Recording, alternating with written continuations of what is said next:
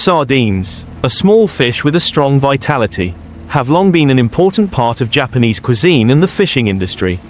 Fishing grounds stretching from Hokkaido to Kyushu have witnessed for centuries the scene of schools of sardines migrating in dense black masses, covering the sea surface, creating bustling fishing seasons that every fisherman here looks forward to.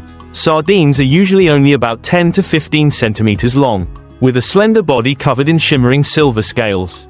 When the morning sunlight shines on the sea surface, millions of scales reflect, creating a shimmering strip of light like a moving silver river. These schools of fish move with the ocean currents, especially favoring the nutrient-rich waters brought down by the cold voyages current from the north.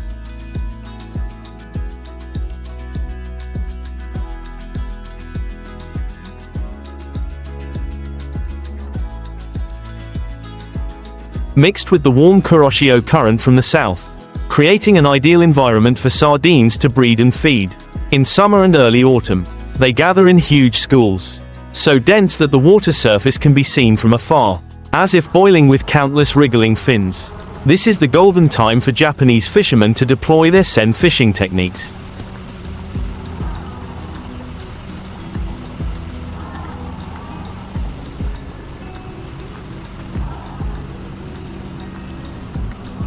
The giant fishing boats leave the port early in the morning, the engines roaring through the thin mist.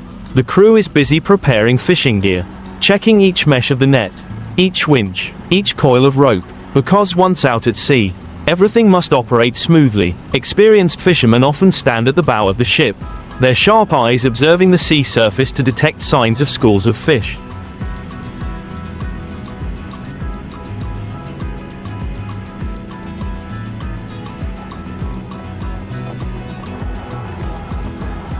Sometimes an unusually rippling area of water, sometimes a flock of seabirds swooping down to peck furiously on the water surface, a clear sign that below is a school of sardines gathering anchovies or plankton into their mouths. When the target is discovered, the captain immediately gives the signal. The entire crew switches to a state of readiness. The main sen boat moves forward. At the same time, a small boat separates to pull a giant net. The net fabric is made of durable synthetic fibers. The mesh is large enough small to hold the sardines but still let water flow through. When the net gradually closes, the school of sardines inside begins to frantically find a way out.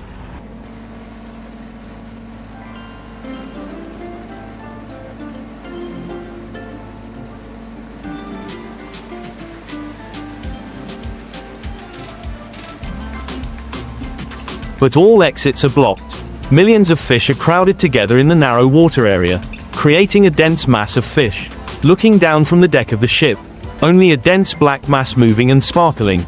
The sailors immediately activate the winch system and the lead ring at the bottom of the net to close the mouth of the net like a giant bag.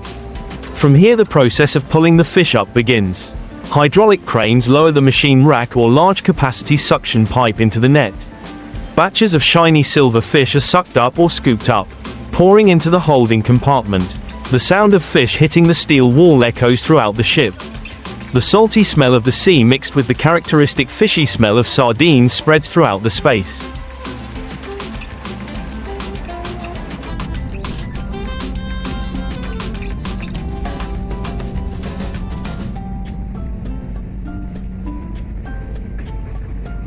Each batch of scooping up can bring up tons of fish, and this process repeats until the net is almost empty. After being brought onto the ship, the fish are taken straight into the deep cold storage at sub-zero temperatures. Many modern ships use a refrigeration system using quick freezing seawater, RSW, refrigerated seawater, or instant freezing IQF, individual quick freezing, to keep the freshness almost intact.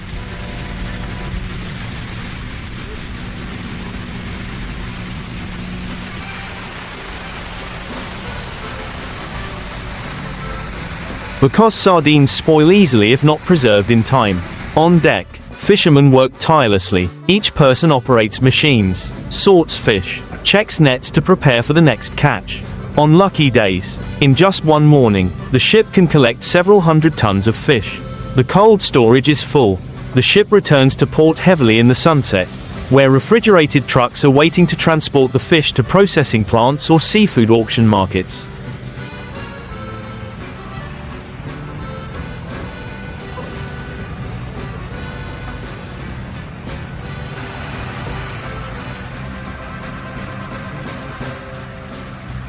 Sardines are then processed into many different products: fresh fish, salted fish, canned fish, dried fish, or used as raw materials to make food for farmed fish and poultry. In Japan, sardines are not only a nutritious food source with high omega-3 content, but also a part of cultural memory, associated with bountiful sea seasons, fish festivals in fishing villages, where people celebrate successful fishing seasons together, recounting arduous but also proud trips out to sea. The purse seine technique used by Japanese fishermen has undergone many generations of improvement.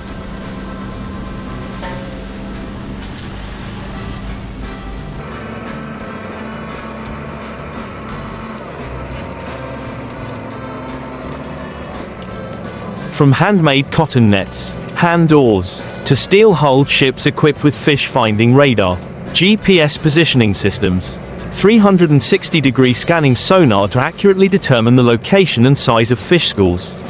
Although more modern, the spirit and ingenuity of the fishermen are still the decisive factors for success. Because controlling the ship and dropping the net requires good coordination, calculating the time and direction of the fish school, sometimes just a few minutes late and the fish school has dispersed.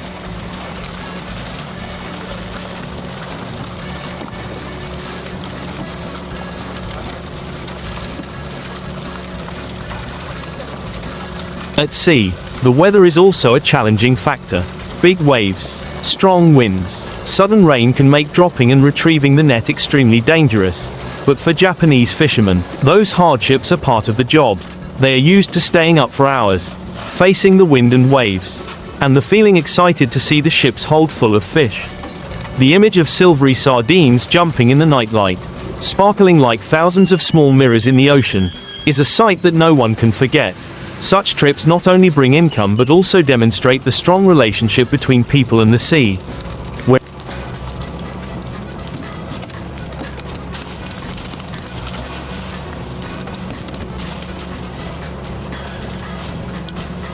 Where each sardine becomes a bridge between the labor of fishermen and the meals of millions of families across Japan and the world.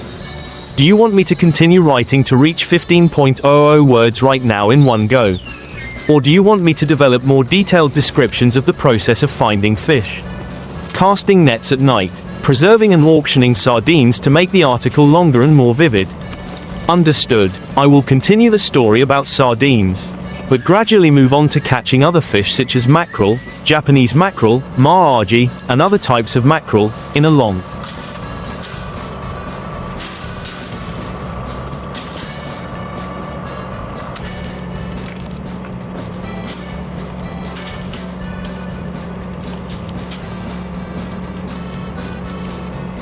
continuous, untitled, unbroken descriptive style. To comment on the video to make it more engaging, I will also describe similar or different fishing techniques with purse seine, as well as the working context and emotions of fishermen when hunting these fish species. Like sardines, mackerel is a seasonal migratory fish, living in large schools and appearing in many seas around Japan. From Hokkaido to the southern Kyushu Sea, mackerel has a long, slender body, small scales, a metallic blue back and a silvery white belly, usually 15 to 20 centimeters long. There are larger individuals but rare. Mackerel meat is fatty, sweet, rich in omega-3, favored by the Japanese for processing into sashimi, grilled, or braised. During the mackerel season, the fishing villages become as bustling as the sardine season. Large steel-hulled ships, painted white or dark blue, once again cut through the waves to go out to sea. This time the crew prepares seine nets and gill nets suitable for the size and fast swimming habits of mackerel.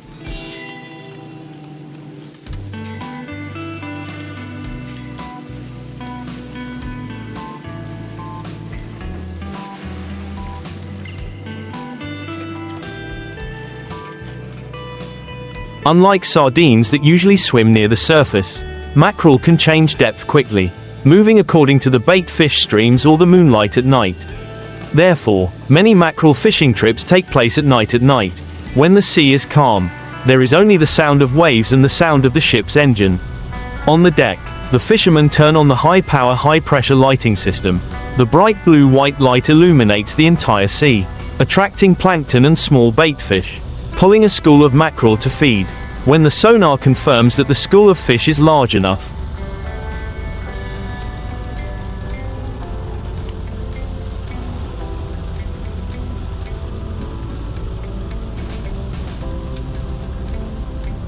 The command is given, a small boat rushes out to pull one end of the net. The giant net is released to cover the school of fish. Speed and accuracy are vital factors. Because mackerel are strong and react quickly, if there is a mistake, the school of fish will disperse.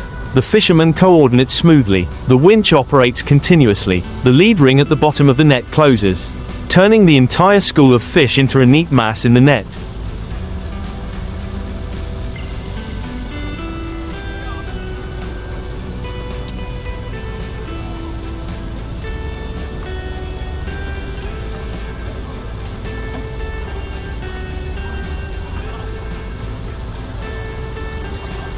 From here, the suction machine or the net continues to work.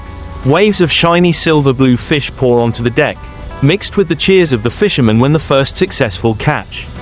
The strong fishy smell and salty taste of the sea cling to every skin, every body part, clothes, but everyone was radiant. The mackerel after boarding the ship was also processed and preserved similar to sardines.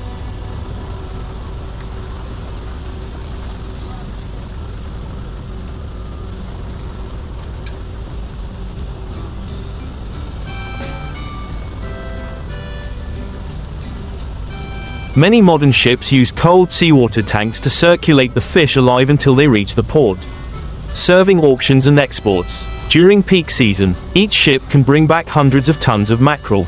The fat, fresh fish, clear eyes, firm meat, the pride of the whole fishing village.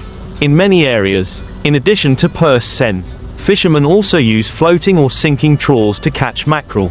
This method is suitable for small ships. Lower cost. They drop nets hundreds of meters long. Let them drift with the ocean current. When the mackerel swim in, the fins and gills get caught in the mesh of the net.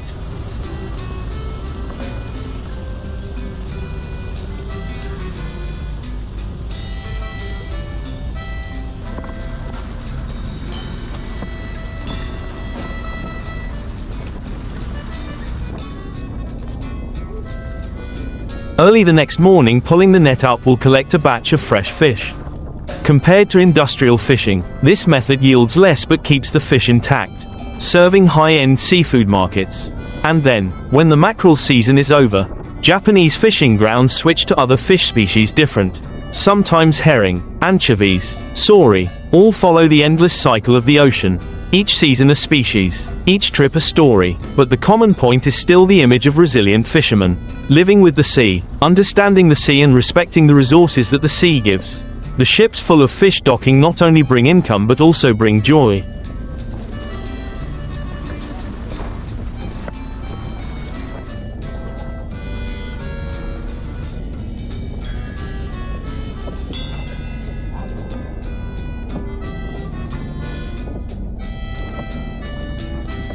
Community cohesion, and memories of a traditional profession that has existed for hundreds of years. After the bumper harvests of sardines and mackerel, the Japanese sea has entered the mackerel season. A long, cylindrical fish with thin, blue-gray skin and stripes running down its back. With a silver-white belly, it has an incredible swimming speed and strong jumping power. Mackerel often migrate in schools of tens of kilometers long, hunting constantly to store energy. Mackerel meat is fatty and fragrant, especially in late autumn when they have accumulated enough fat before winter.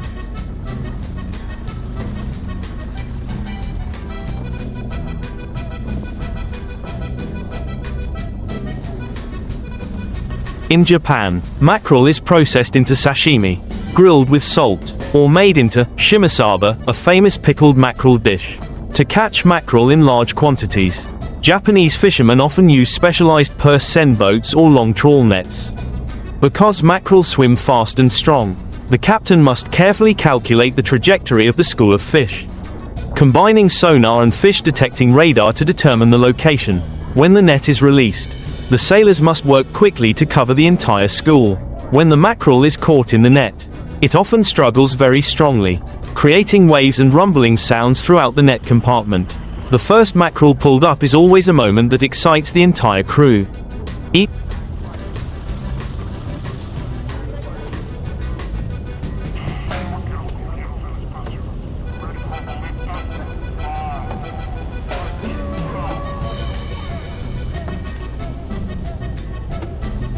silver-blue long-bodied fish jumps out of the water, falls onto the deck like live spears, hitting the ship's side with a distinctive sound that only fishermen are familiar with. The fish, after being caught, are immediately put into deep freeze storage or frozen immediately, because mackerel meat is easily oxidized if not handled quickly. In addition to mackerel, the Japanese sea in winter also welcomes giant schools of herring migrating from the north. The herring has a slender body, shiny silver scales, often gathering in thick layers like a carpet spread under the water. This fish is not only a food source but also provides fish eggs, kazunoko, a specialty during the Japanese New Year.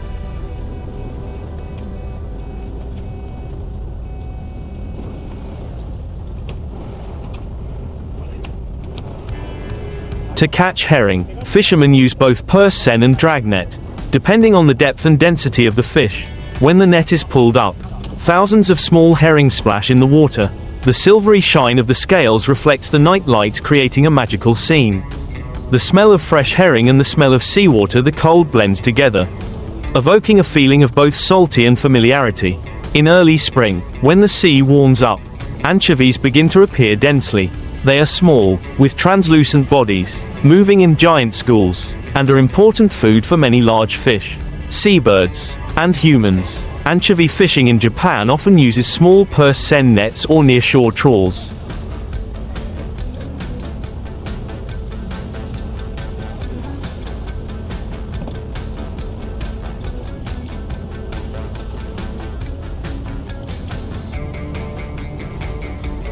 At night, fishermen turn on bright lights to lure the fish closer. With just one skillful turn of the net, tons of anchovies are brought onto the boat. Fresh anchovies are immediately processed into food or dried to make niboshi, an ingredient for making dashi broth. Then, in summer and early autumn, Japanese fishing grounds are bustling with tuna fishing trips. A large, strong, and economically valuable fish, especially bluefin tuna, each of which can weigh hundreds of kilograms. Catching tuna requires large ships, equipped with modern detectors, and long line or giant purse seine techniques. Sometimes it takes fishermen hours to catch tuna. Catching a giant tuna, when pulled onto the deck, its firm muscles still jerked strongly. Its deep black eyes shone with a wild look. The tuna, after being caught, was immediately processed and preserved extremely strictly to maintain the quality of the meat.